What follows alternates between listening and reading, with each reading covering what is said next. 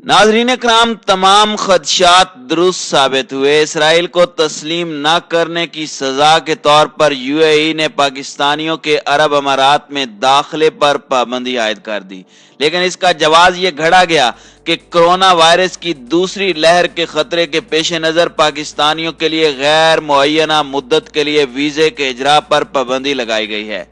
लेकिन इसके साथ ही एक और बड़ी खबर सामने आई है, वो ये है कि यूएई के वली अहद ने इसराइली सदर को दौरे की दावत दे दी है।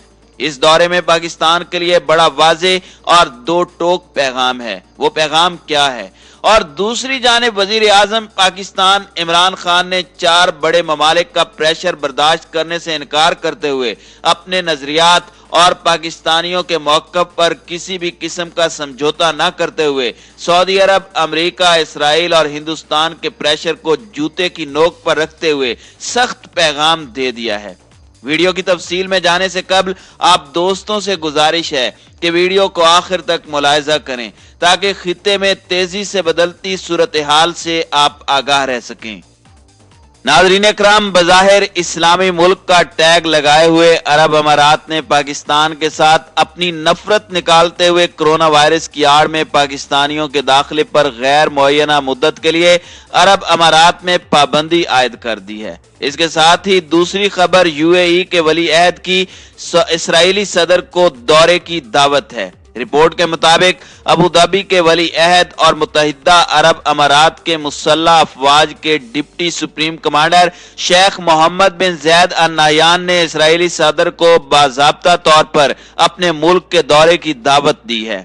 जवाब में इसराइली सदर ने भी उसे इसराइल के दौरे की दावत दी है। दोनों ममालिक के दरमियान अमन मुआहदे के बाद से मुतअद्दिद खबरें सामने आ रही हैं।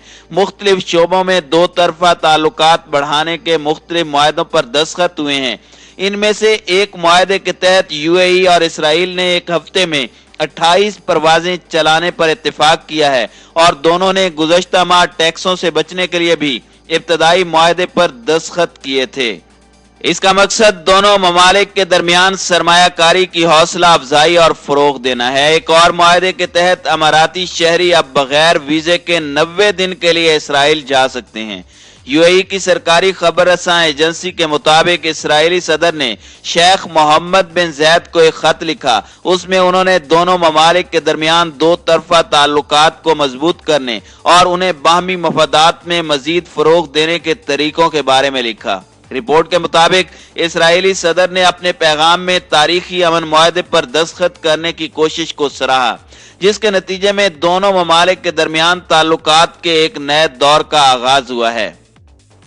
नाज़रीन इकराम, मुत्तहिदा अरब अमारात की तरफ से पाकिस्तानियों के दाखिले पर पाबंदी और इसराइलियों को अपने मुल्क के अंदर खुलेआम आने की छूट देना पाकिस्तान को एक वाज़े पैगाम है कि अगर इसराइल को तस्लीम नहीं किया जाएगा तो आपके साथ ऐसा सलूक किया जाएगा। लेकिन दूसरी जानिब यरूशलेम पोस्ट ने लिखा है कि वजीर आजम पाकिस्तान इमरान खान ने सऊदी अरब समेत दीगर तमाम ममालिक का इसराइल को तस्लीम करने के हवाले से प्रेशर कबूल करने से इनकार कर दिया है।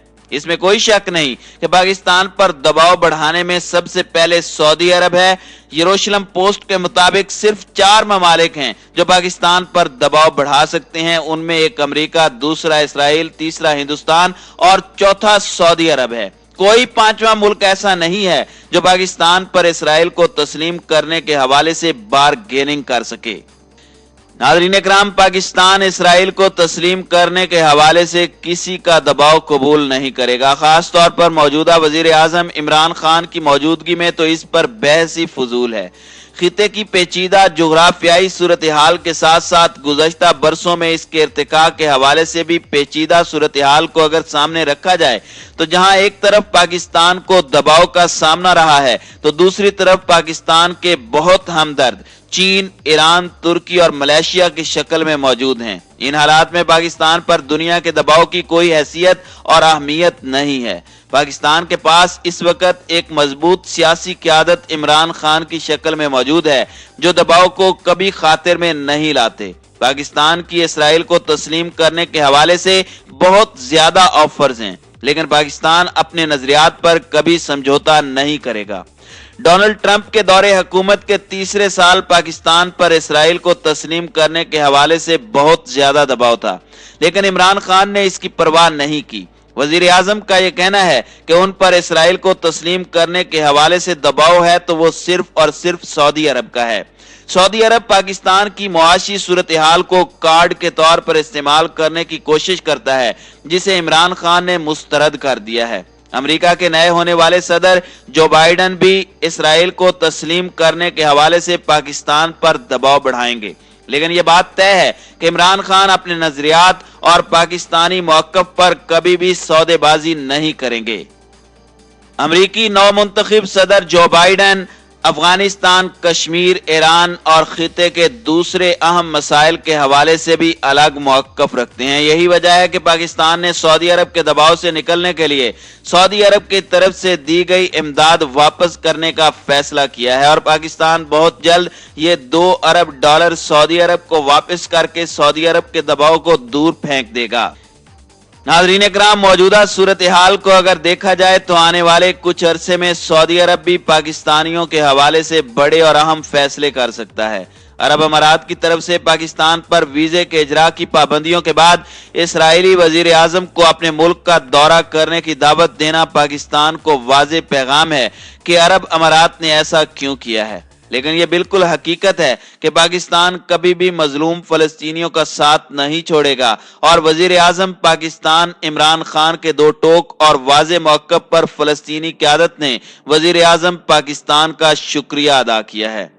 नाज़रीन इकराम, यहाँ आपको ये भी बताते चलें कि वजीर आजम पाकिस्तान इमरान खान के हवाले से भारतीय और इसराइली अखबारात ने दावा किया है कि उन्होंने अपने बयान में कहा कि अमेरिका और मुल्क का इसराइल को तस्लीम करने के लिए पाकिस्तान पर दबाव था। इस पर वजीर खारजा पाकिस्तान ने वजाहत की कि पाकिस्तान पर कोई दबाव नहीं। वजारत खारजा ने वजाहत की कि ये झूठी और बेबुनियाद बातें हैं, पाकिस्तान पर कोई दबाव नहीं है।